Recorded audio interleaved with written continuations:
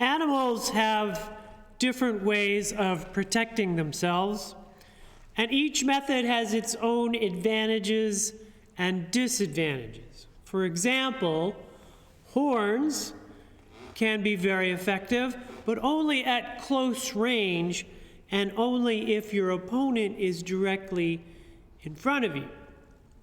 Shells are another defense used by turtles and other animals. They can protect you from injury, but you can't see what's coming, and you can't run away. Certain species of fish, on the other hand, protect themselves by gathering together into one large unified force.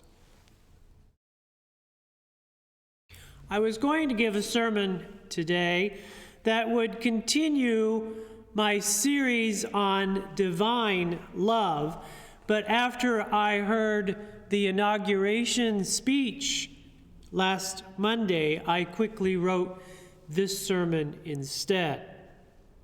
It will also be a sermon about love, but more about how we need to keep love alive, because it is now more important than ever before that we keep love alive.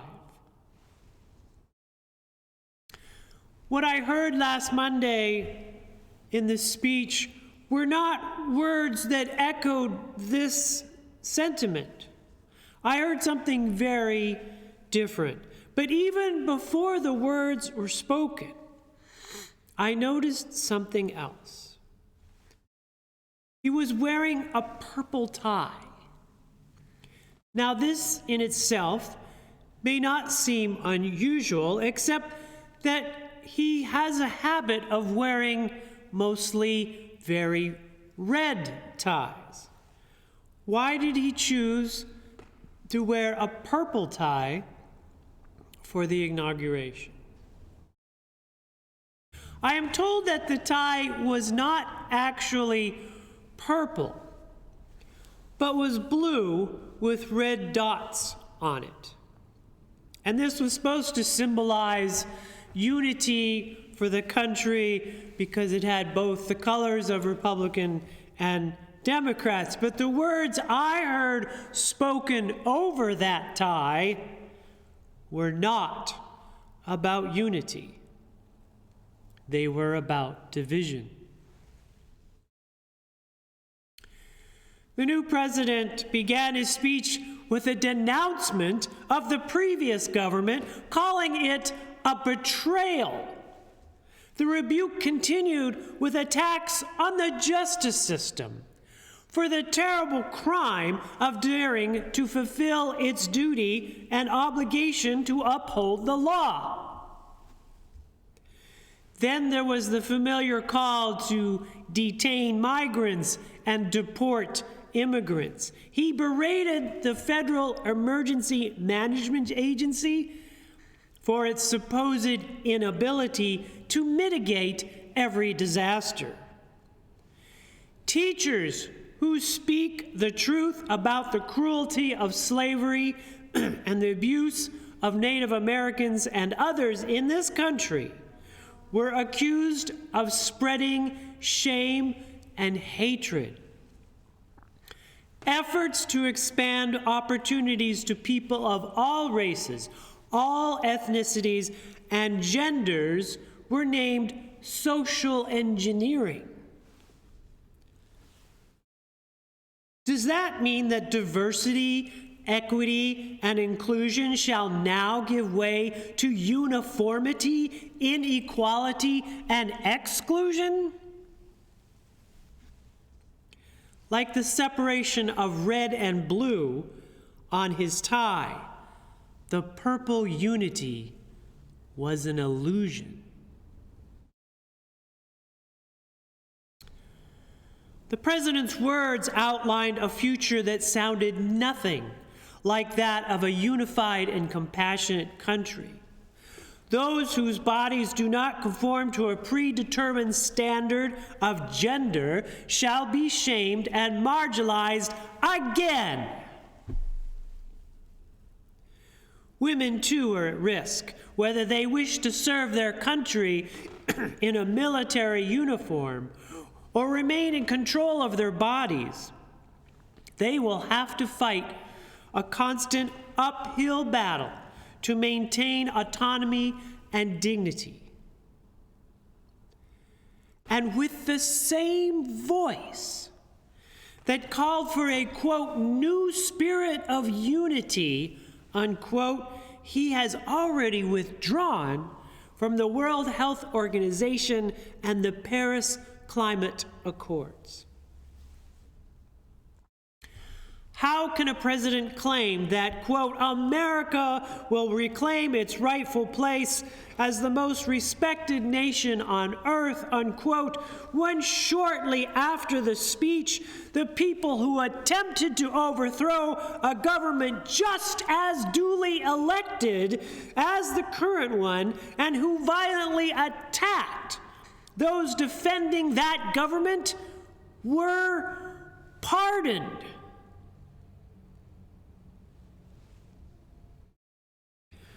How can a president who wants to be known as a peacemaker and a unifier, just moments after swearing to protect and defend the Constitution of the United States, then threaten to take away birthright citizenship, which is enshrined in the 14th Amendment of that same Constitution?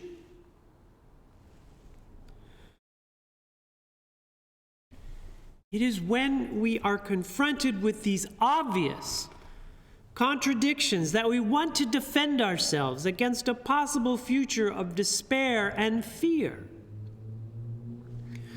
It is a possible future of hatred and suffering for minorities, or people looking to make better lives of themselves, or people escaping violence in other countries, or our LGBTQ friends, or teachers, or civil servants, or librarians, or any other person who might stand up against these abuses. When people of concern are faced with these possibilities, we often want to withdraw into our own shells like the stoic and quiet turtle. But when we do that, we can no longer see what is happening outside. We become invisible and silent. In short, we become exactly what the perpetrators of all that pain want us to become: complacent. President John F. Kennedy, on several occasions, stated that, quote, the hottest places in hell are reserved for those who in times of moral crisis preserve their neutrality, unquote. But what can we do in the face of a seeming endless onslaught of injustice? First, understand that this president is very good at controlling the message and will probably take steps to further increase that control. The goal is to overwhelm you, to confuse you, to frustrate you until you tune out. Resist that effort. Take care of yourself. Limit your intake of news and information, but don't pull the blinds on the windows. Instead of being turtles who withdraw, we need to be like the school of fish who band together into one unified, moving force.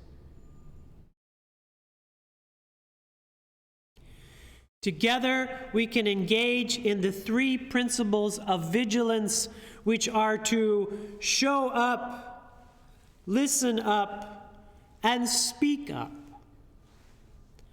When people gather to resist, show up. When people are talking about what is happening to them and others, listen up. When something is causing harm, speak up. This is how love lives. This is how love survives. In a world that seems focused on spreading fear and hate, we can focus on love, the love of ourselves, of our families, our communities, and our world, to help us get through and to lift others. As a sacred community, we can keep love alive. We can keep love alive. We can, like the flame of our chalice, keep it burning within our hearts.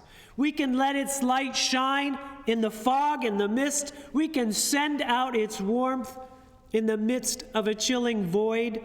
We can let others see that there is still love in the hearts of people.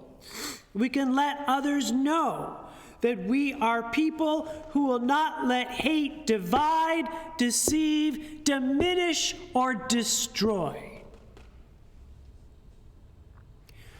We can let the world know we are Unitarian Universalists, and love is the center of our faith and our values.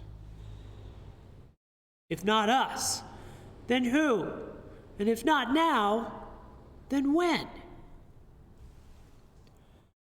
President Obama, recalling the words of Martin Luther King, once said that, quote, "The arc of the universe may bend towards justice, but it doesn't bend on its own," unquote.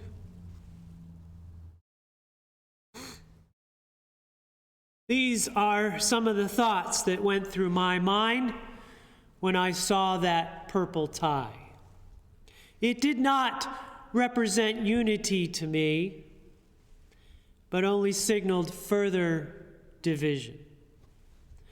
Even the tie itself was only an illusion of unity, since the red and blue were still separate, and the purple resulted from a trick of the mind. Now, this may seem rather trivial, but I also remembered another meaning for the color purple. In ancient times, purple dye had to be extracted from sea snails, which made it a very laborious and expensive method of creating purple dye. Thus, the color purple was used in Rome, the Byzantine Empire, the Holy Roman Empire, and many other dynasties to signal royalty, nobility, power, and control. I couldn't help but wonder what the real message of that purple tie was meant to convey. Let us emerge from our shells and be vigilant. Let us not just speak about our values, but live them. Let us keep love alive, even when we are against the odds. Let us keep hope alive, even when we are surrounded by hopelessness. Let us keep each other alive, even when compassion and concern are tainted by power and a disdain for differences.